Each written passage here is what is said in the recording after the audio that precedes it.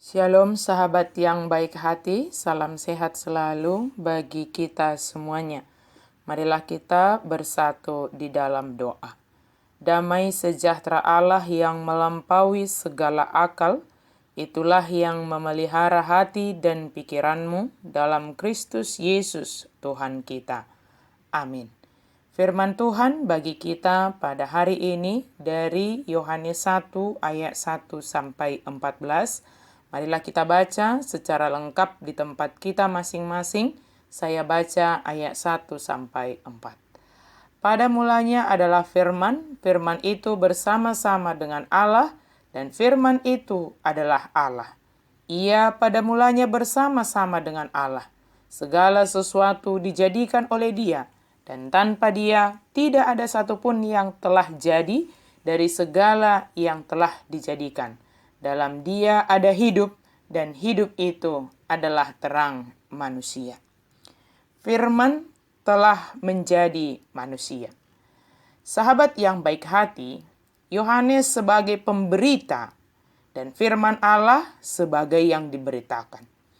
Yohanes juga dikenal sebagai perintis jalan untuk Tuhan Yesus, memberitakan tentang pertobatan untuk mempersiapkan jalan bagi kedatangan Yesus, memberitakan tentang terang yang merupakan firman yang telah menjadi manusia. Dialah saksi yang memberitakan hal tersebut kepada semua orang, dan dengan kesaksian Yohanes banyak orang yang percaya dan bertobat. Firman itu menjadi manusia, yaitu Yesus Kristus yang adalah Allah yang menjadi manusia, sebagai cara Allah menyatakan dirinya bagi dunia ini, sehingga dunia atau kita manusia ini dapat mengenalnya dengan baik. Yesus adalah manusia 100% dan Allah 100%. Kehadirannya menjadi manusia tidaklah memperkecil keilahiannya. Yesus datang ke dunia adalah untuk menyatakan kasih karunia Allah untuk dunia ini. Hukum Taurat dan kasih karunia adalah dua aspek dari sifat Allah yang Dia pakai untuk berhubungan dengan manusia. Musa menekankan hukum dan keadilan Allah, sedangkan Yesus Kristus datang untuk menyoroti, untuk menyatakan kemurahan, kasih, kesetiaan, pengampunan, dan juga di dalamnya ada keadilan.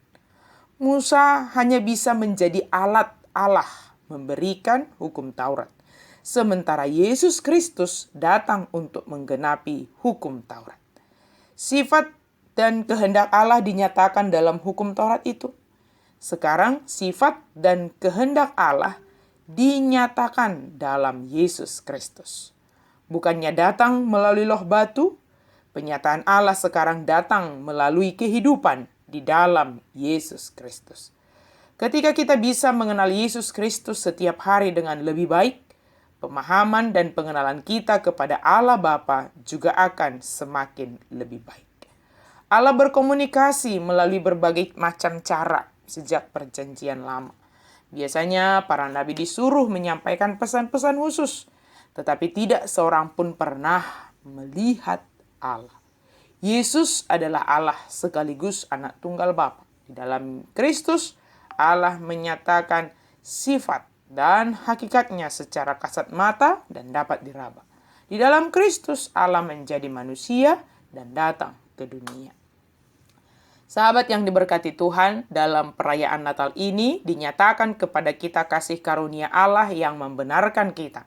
Dan hanya di dalam Yesus kita dibenarkan dan mengalami pengenalan kepada Yesus Kristus.